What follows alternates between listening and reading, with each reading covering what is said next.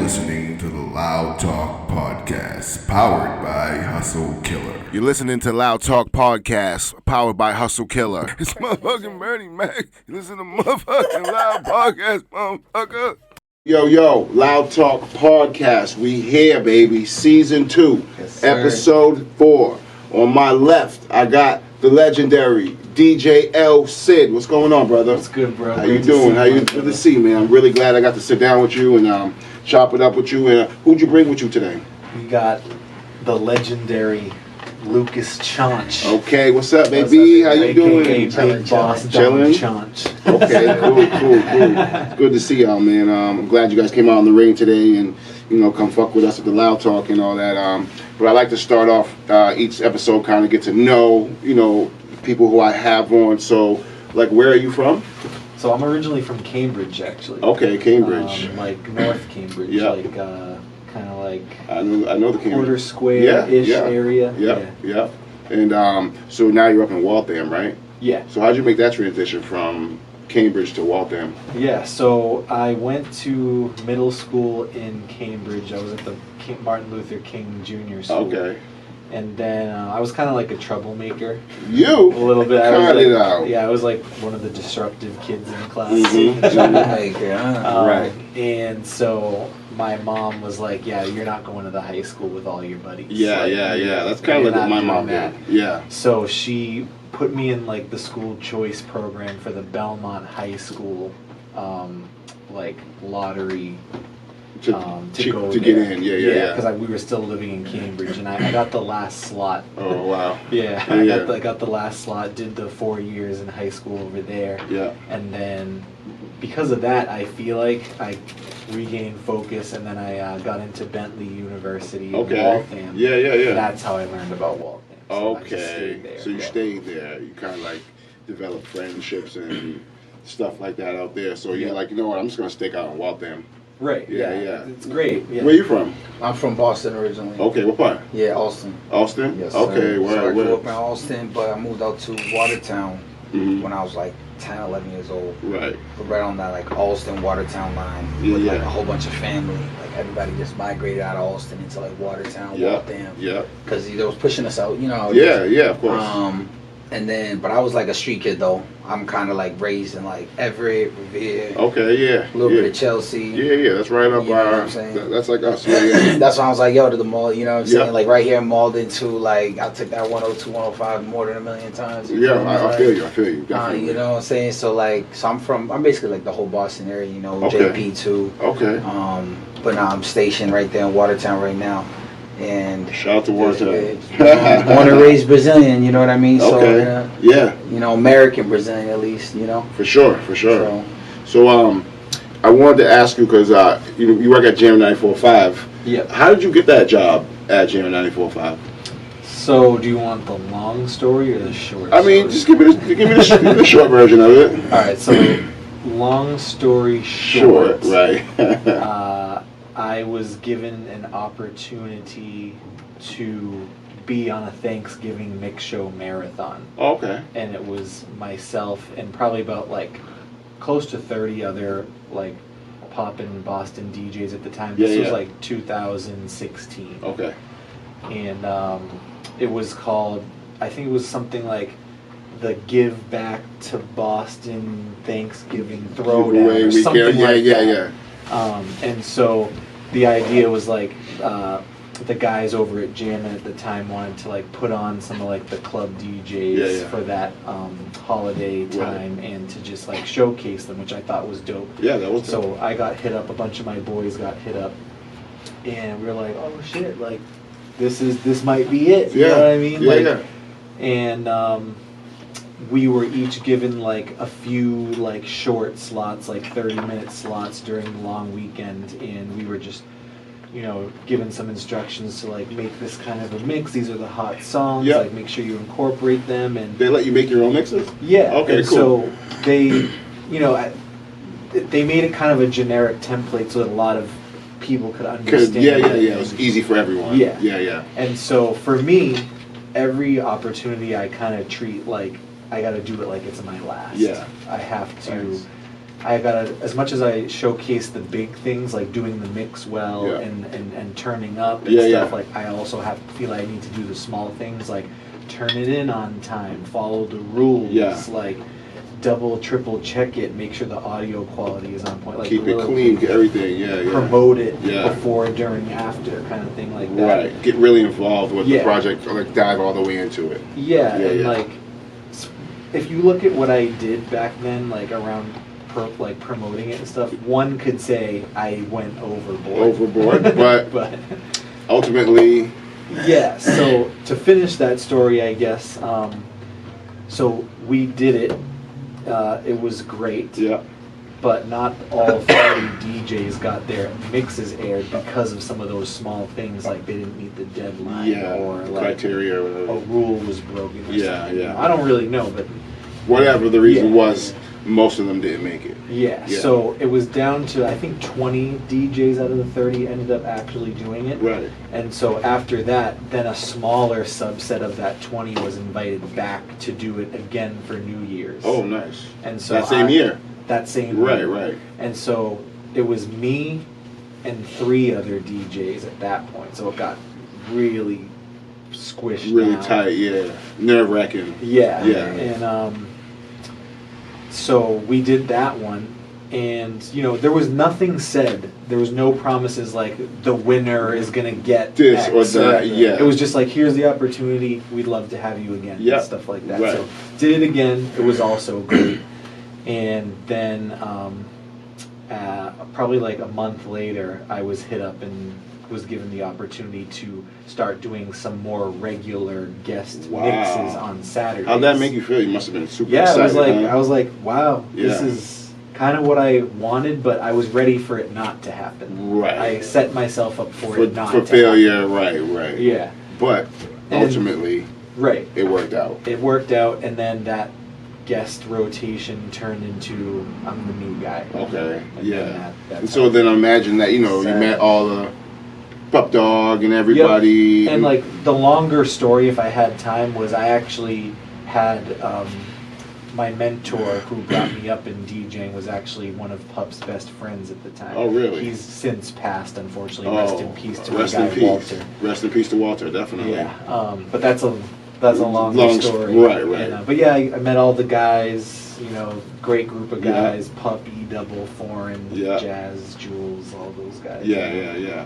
So that's like a really fortunate for you to be able to because I'm sure you grew up listening tonight. Oh yeah, live, on the you know? school bus every You, day. you know what I mean? And hoping that one day, maybe, if you could be an artist to get on the radio, or I'm sure back then you didn't think you were going to be a DJ, did you? Probably, yeah, because I didn't really think I wanted to be a DJ until college, honestly. Right. So, but as a kid, you're like, you're waiting for certain songs to come on. We Yeah. love the jam scams, like, Right. yeah. Yeah. So you work with a few artists now, right? Yes. Can you tell me, maybe about 3 of the main artists that you're working with right now? Yeah. So obviously, one of them is Lucas Chonch. Boom. He's here with me right now, and another one is my boy Luke Yetten. Got 2 Lukes. 2 Lukes. One is Okay. Lucas Chonch, one is Luke Yetten. Just to make that distinction. Yeah. And Luke Yetten has done some shows with you guys. Yeah, so I I've appreciate had that. the opportunity to meet Luke in a short interview at one of the shows. I've seen him perform a couple times, and he's a good dude. And yeah. So that's one of the artists. Do you got another one that you work with? Yeah, so a few more. I work with an artist, Hike. Hike. He's an Armenian dude, Ooh. also from Watertown, kind of Waltham. And how do you spell that? So it's Hayk. Oh, okay. And it's pronounced hike, like take a hike. Yeah. Then I'm working with a really talented singer, young singer, named Bella Alaya. Okay. She's great. Yeah. Really, really talented. And my boy Demi Mark, who I went to college with, really close with him. He's one of my best friends Nice. as well. Yeah. And a couple others. that but- I'm sure that if you guys check it out and you follow him and his journey, you'll definitely see the artist that he's working with, because he's putting in the work. Trust me. And you have your own studio, right? Yes. That you're recording. Yep, right in Waltham in my basement. Right. You know what I wanted to ask you? What inspired you to be a DJ? So actually, I took a trip to Jamaica when I was 17. Jamaica, Yep. And I fell in love with dance hall. Okay. On that trip. Yeah. And this was before I kind of just liked music at that time. Yeah, just a fan. Just a fan. Yeah. Had no idea about DJing or anything until I went on that trip, and we'd kind of just been hanging, me and my boy at the time, we had been hanging like at the resort, like nightclub, Yeah, like the small little spot. There was like, not too many people there, so we kind of just like was chatting up the DJ. Yeah, we met the DJ, and at the time he was spinning CDs. Ooh. But on the record spinning CDs, right? Well, this was like the Gemini just CD players. Oh, okay. And then he had a little mixer in the middle. Okay. So he wasn't like cutting or anything. Okay, yeah. Because then they created the turntables where you could actually like scratch CDs, right? Mm-hmm. Yeah, right. But he didn't have any of that. So this was all I knew, and like he was just playing CDs, and I was like, wow, like he's actually like keeping it going. Like the tunes are dope. Like, right. And then, we kind of got to know him a little more. He took us out to some of the clubs nice. Where we probably shouldn't have been. But how old were you at the time? 17. Oh, right. So, we shouldn't have been drinking. We were, we were little rebels, Yeah, for sure. And, when I went to one of the clubs, which is the Jungle, which is, I guess, one of the popular nightclubs in Negril. Right. Just the whole, way the DJs were spinning, it's different.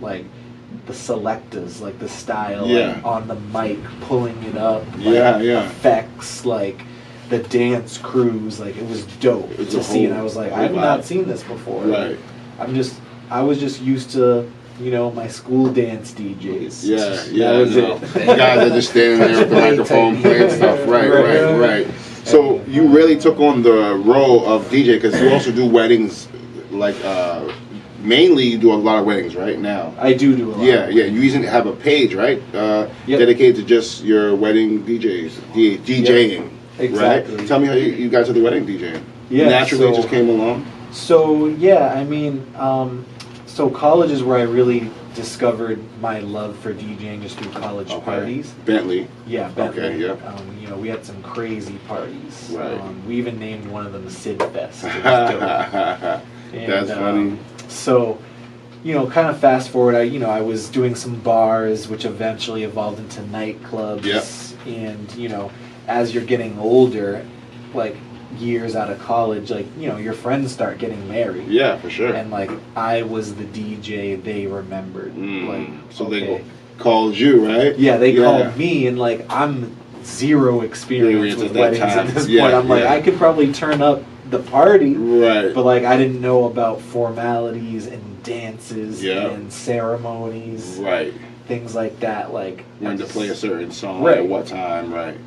Not even what to wear. Yeah, I didn't know, and so I did one for a college buddy. Shout out to Josh and Amanda. Okay, that was the first one I did for a college buddy. Right, and it went great. Yeah, and I was like, I turned to my boy at the time, and I was like, if we could do this for someone we know, I'm pretty sure with a little more effort we could do it for people we don't know. Yeah, and you get paid good money. It's great. Your wedding DJ. It's great money. People are willing to throw money at you. You know what I mean? Yeah, it's a Yeah. definite bag. It's a definite bag.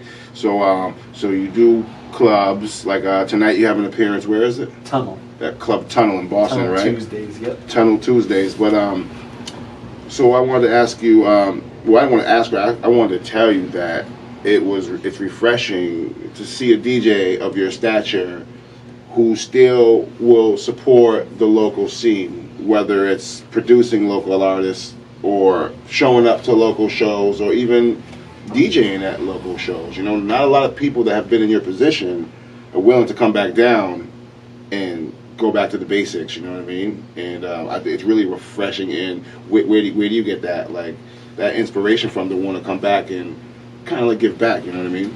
So I don't really see it as coming back down per se. I just when I learned producing and engineering, there's a process, right? And I might have a different platform than most, but I feel like doing shows at all levels and working with artists at all levels is going to help me learn something new and help me get to where I want to get. And it's good for morale, right? Yeah. And you know, obviously, like, you know, if some famous artist hit me up out of the blue one day and said, "Hey, like, come on tour with me," like, I'd be absolutely like floored. But like, that's not gonna happen. Like, maybe, but like, where I feel like it's really gonna happen is like where you're on the ground level, so you can see everything that's going on. Right, and like, like for example, like Chonch and I, like, he was there to listen to one of my first beats. Okay. Like, I was like kind of like going around to people I knew in and out of the industry saying, "Hey, would you at least listen to this? It, right. Tell me if I should stop doing this, because I will happily stop and continue DJing." Right. You feel me? And so, and what do you think, Lucas? He makes nice beats, right? When I first went in there, I mean, I told the honest truth. I'm not gonna lie to you. Yeah. You know what I mean? I don't like. For me, I take music seriously. It's my life. So like, if you're gonna be in it, then I'm gonna let you know, like, you know, this is what it takes to be in it. Yeah. So he had like 10 beats lined up, and then it was like the first one was like anybody's first beat. I'm a producer myself. Okay. I've been making beats for well over 10 years. Word. So it's like, I know it gets like boots and cats and, you know what I mean? Like, doo-doo-doo-doo, with the melodies all weird, and then he's looking with his happy face, and he's like, "Yo, is it good?" I'm like, next one. And then he's like, next one was like, meh. And then by the third one, it was just like, he was like, "Yo, I didn't even finish this one. You know, I only did it like for like 10 minutes. It's not even. I don't even want to show it to you." Ends up being a banger. And then he plays it, and it ends up being our first song. Right. You feel me? And that beat just slapped. I was like, "Yo, Sid, take out the melody, and the beat is it. It's it. It goes over. Like that's the hardest slapper I heard. Yeah. Like at the time, and it was just like, and it was like I went in there and did the freestyle in like 10 minutes. We had the song. It was just like, you know what I mean? It was just like 1, 2, and 3. But it was just like. Yeah, I told him, I was like, "Bro, like, you keep working, you know what I mean?" He was like, he's like, "Yes, working. you should keep doing it." Yeah, So like, I'm like, all right, I will. You know what I mean? I'm like, dude, we just made a song, like, keep going. You know what I mean? Yeah, for sure. It's been like, what, 2 years? Almost 2 years? Yeah, almost 2 years. But like, working at this level is like really where I feel like you should start if you're gonna start. And part of that is to kind of embrace what's going on around it. Like, you know, like the ins and outs of what's going on at the ground level. Exactly. And like one of the issues, like we were chatting offline about like, you know, kind of like processes and like, you know, I feel like in this scene, there isn't really a clear process. Right. There's like different, like people are doing their thing. Yep. But there's no like path to say this is what you have to do in order to start moving. Right. You know. Kind of people just start anywhere and go any direction. Right. And you, like you're saying, there's not enough people to say no. This is the direction you go to get you started. Not left, here, and there. You know what I mean? And so like, just through producing and meeting, you know, guys like you and Jerry L. And shout out to Jerry L, man. Yeah, that's how I met Jerry L, man. Yeah. Through Jerry L. Word. Yo, honestly, between Jerry L and Sid, they probably have, both of them have the hardest beats I heard. Yeah, and I actually bought a beat from that was mixed. It was a mixture of you and Jerry L. Yep. And that was the Fire beat. Yes. And, I was gonna bring that up, but I'll bring it up now. So I bought a beat from you and Jerry L, and I turned it into like a dance hall type of song, which was my first real attempt at doing that type of song, and it was actually came out pretty good. Think because you sound like right heavy patois accent. And I'm like, okay, like this dude might be Jamaican. I tried not to like go too far to where it was like I'm over here sounding like Milli Vanilli or anything like that. You know what I mean? I tried to keep it like a reggae influence. You know, it was authentic. Yeah, bro. Like you wouldn't think it's a dude trying to do dancehall. It's like, okay, this is a dancehall. Yeah. Like, the beat was hitting, man. And you know that too, because when I play it in my dancehall set, and they treat it like any other regular dancehall song. Yeah. That's cool, man. And I want to thank you again for after I made the song, you know, like you said, you go 100% with everything. So you made sure, you know, you promoted it and you got it out to other DJs and played it in the club, and you know what I mean. So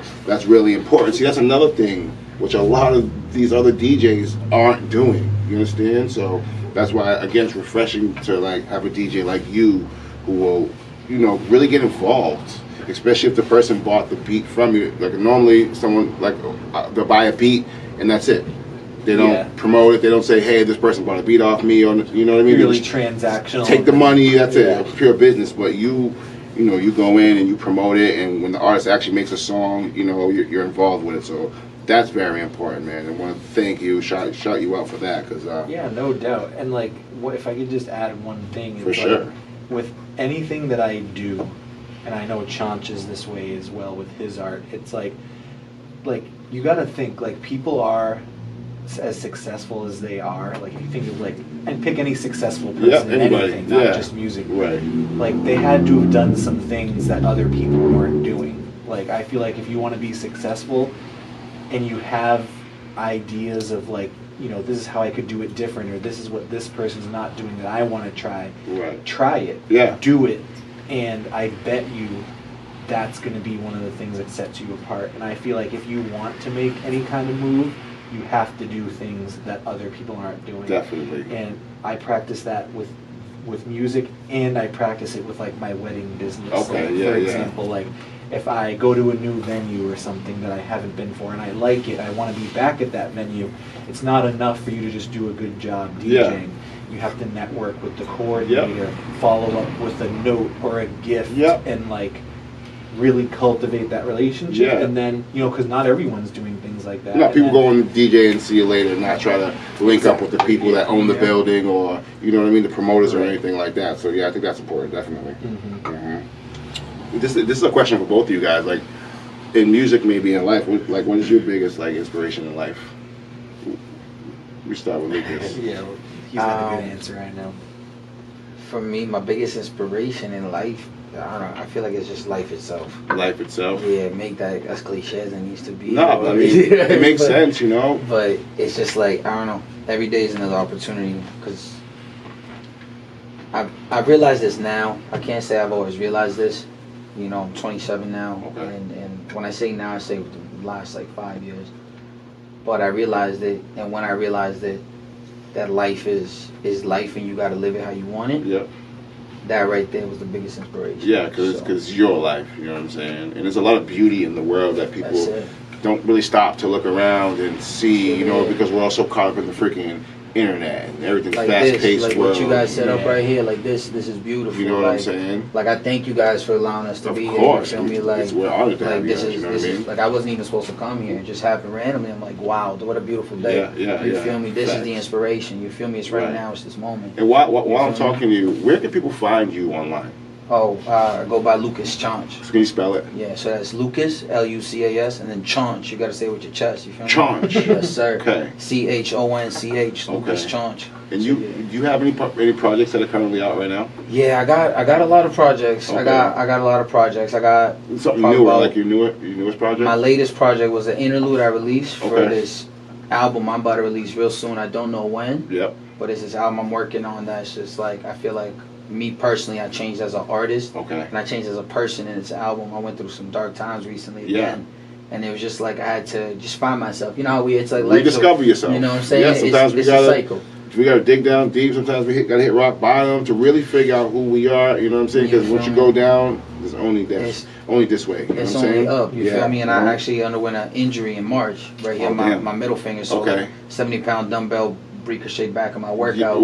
Yeah, it took me out for like 5 months. But like, I'm a personal trainer, so I rehab myself the proper way. Right. I'm great now. My music came out dope in that process. You feel me? Like you said, in the dark times. So you had time to focus. I really honed in, man. So like, my latest project's the Stars interlude to that project coming out. So once again, it's Lucas Chonch, LUCAS CHONCH. Fire. So like, you know, the inspiration aspect, like maybe I'll ask you differently. Where do you draw your inspiration from to do what you do in your daily music life. You know what I mean? Like all that. Like some people say, I draw inspiration from my mom or from the like. Where's your inspiration? Yeah, my mom definitely has something to do with it. That's for sure. Yeah. She exposed me to music very young. Right. She would always have like MTV and VH1 just on repeat Yes, in the house. Yes, sir. But aside from that, is like it's a little more specific for me. So like back to the Jamaica thing, right? Yeah. Like how it impacted me to experience that is kind of like how I wanted to impact people. Right. And like DJing has such a direct, specific impact With the people, it really does. on It really does. mentality, mood, Yep. like Physicality. how you move. Yeah. Are you standing? Are you sitting? Are you dancing? Yeah. What kind of dancing? Are you True. smiling? Right. Are you singing with a friend? Yeah. Are like what? You know, Because music, like Yeah. everybody says, is the universal language. So like, people from China who don't speak English can vibe out with people from America through one Absolutely. song. You know what I mean? 'Cause Yeah. it brings people together. That's another thing too. You bring people together. As a DJ, you bring everybody together, get them jamming, have fun. When they leave, they be like, "Wow, El Cid killed it tonight." Great set list and all that. So that's what's up, man. That's what's up. So you got any future projects? Anything coming out soon? So I do.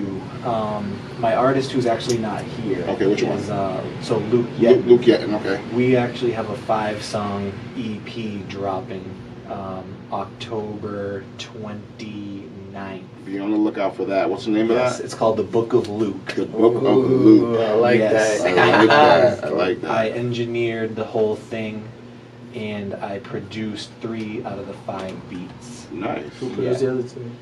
Jensen and Dallas. Of course. Yeah, Okay. shout outs to Jensen and Dallas. Yeah, yeah. Those are other producers? Yeah, that Okay. we work closely with. Yeah. Right. And that was like, this was like back in the pandemic, like when we both got started, like with producing and Luke Yetton rapping. Yeah. And we just have kind of been sitting on it, just dropping singles in the meantime, and we feel it's right Yeah. to drop this now. For sure. So let people know where they can find you and where they can find your beats. So if you go to your Instagram, which is DJ Elsid, ELSID. Yeah, so for everything nightlife and kind of like performance related, Yep. it's Instagram at DJ Elsid, DJELSID. For everything mobile events, wedding, Yep. it's at DJ Elsid, Elsid ENT. Okay. So ELSID ENT. Okay. And then for the beats, Yep. it's Sid. This Slaps. And that actually came from Chaunch. Really? Because when he heard that beat, Mm-hmm. he said, "Yo, this slaps." Facts. And I was like, that's going to be my Sid tag. slaps. Right. So check it out, beatstars.com/DJLSid. And when are you on the radio again? So I'm on the radio for the Saturday night jump off, Saturday night jump off. Shout out to Jam and yes, 945. 9 p.m. every Yeah. Saturday. Make sure y'all tune in and listen. Saturday, riding in your cars or wherever you at, and you can listen. There's no excuse, because if you're not in your car, you can tell Alexa or whoever to play 945 on your iHeartRadio. Yep. Stop playing around and get in tune with DJ El Cid. I'm gonna wrap up this episode. This was season 2, episode 4. DJ El Cid and the homie Lucas over here. Chaunch, right? Yes, sir, Lucas, Lucas gotta say it with your Chaunch. chest. Lucas Chaunch. And remember, every episode is powered by Hustle Killer and Goat House Studios. You want to thank our sponsors. Big part of why we can do everything that we can do. So make sure you check out Hustle Killer, the Instagram, and the website, www.hustlekiller.com. And until next time, thank you guys for sitting in with us. Thank you for Episode 5 coming soon. Loud Talk Podcast, baby. We out of here. King.